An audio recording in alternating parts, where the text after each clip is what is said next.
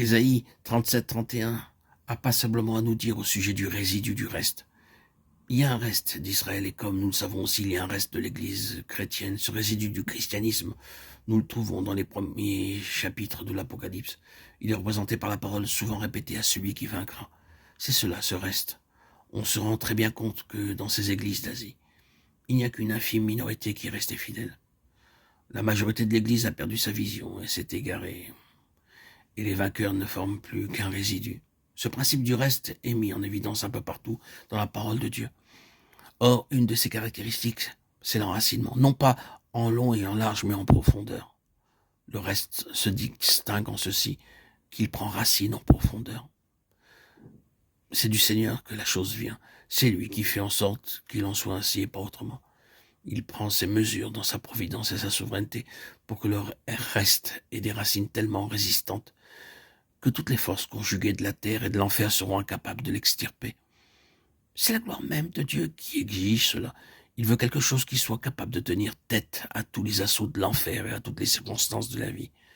Ce qu'il lui faut, c'est quelque chose qui ne puisse pas être emporté, qui ne puisse pas être remué, ni même ébranlé, à plus forte raison, qui ne puisse en aucun cas être déraciné. Le voilà, son reste. Il faut qu'il l'ait, car c'est sa gloire qui est en jeu. Cela étant ainsi, il prendra avec lui toutes les mesures nécessaires pour l'avoir tel avec ses racines en profondeur. Le but, naturellement, c'est du fruit par-dessus. Nous voyons avec beaucoup de complaisance ce dernier aspect de la vie chrétienne. Les fruits, les bénédictions, ce qui, dans notre vocation et dans les lieux célestes, en tant qu'exprimant la vraie nature de la lutte que nous avons à livrer et de l'œuvre que nous avons à accomplir. En d'autres termes, nous regardons volontiers en haut et notre attention se concentre facilement sur notre union avec Christ et sur la fécondité qui en découle pour notre vie. Mais tout cela n'est possible que si nos racines ont poussé en profondeur.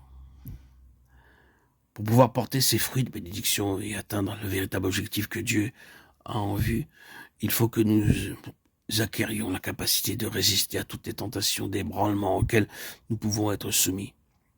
C'est là le fait de racines qui sont tellement adhérentes aux couches profondes du sous-sol qu'elles tiennent en dépit de tous les ouragans. Il ne faut pas chercher ailleurs. À notre avis, l'explication de ce que Dieu est en train de faire à l'heure présente avec ceux de ses enfants qui sont vraiment spirituels. C'est un fait que les vrais enfants de Dieu passent maintenant dans le domaine spirituel par un temps d'épreuve, de tests particulièrement intenses. Où que vous alliez, c'est la même chose. Et pourquoi cela? Parce que Dieu veut avoir quelque chose contre quoi l'enfer soit impuissant et dont il puisse se servir pour prouver à l'univers entier qu'il existe une force, la sienne, qui est capable de nous faire tenir debout quand tout le reste se ligue pour nous renverser. Rester debout après avoir triomphé de tout. Si l'on nous demandait quelle est l'ultime expression de la vie de l'Église dans l'économie présente, nous répondrions « c'est qu'elle tient ». Et ce n'est pas peu dire, je vous assure. Mais non. Direz-vous, mais non. Vous voyez les choses trop en petit.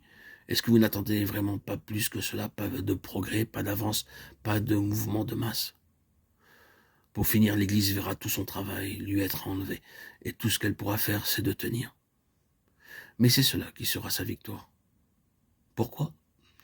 Au cœur de l'épreuve et de l'adversité, quand autour de vous tout est emporté par la tourmente, quand l'atmosphère est sombre, inexplicable, quand Dieu lui-même semble absent, inexistant, quand la foi est mise à l'épreuve sans répit, quand vous êtes assailli de tous les côtés à la fois, quand vous avez humainement parlant toute raison de céder, d'abandonner à la partie, de vous laisser choir, rendre les armes, de trahir vos certitudes, pouvoir tenir